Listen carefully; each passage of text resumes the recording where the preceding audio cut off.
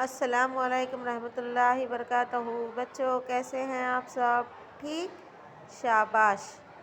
आज हम पढ़ेंगे यूकेजी क्लास का उर्दू क्लास में आप सबका दोबारा खैर मकदम है। हमारी उर्दू की एक्टिविटी मुकम्मल हो चुकी है ना। अभी हम नोटबुक में लिखेंगे, ठीक है। नोटबुक में आज का आपका सिलेबस है हुरूफों का टेस्ट। तो यहाँ पे वीडियो नंबर मेंशन करना है, डेट मेंशन करना है, क्लास वर्क, टेस्ट। अलीफ से लेकर या तक हुरूफ लिखिए।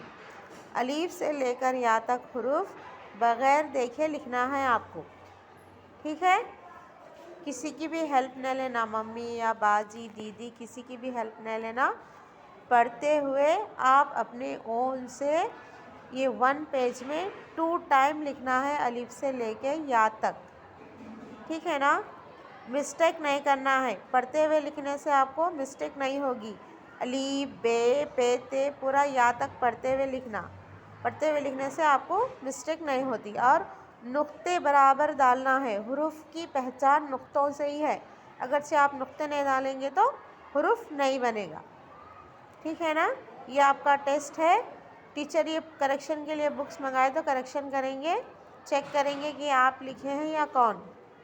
ओके, ये थी आज की आपकी उर्दू की क्लास। इंशाल्लाह फिर हम अगली क्लास में मिलेंगे। अल्लाह हाफिज़।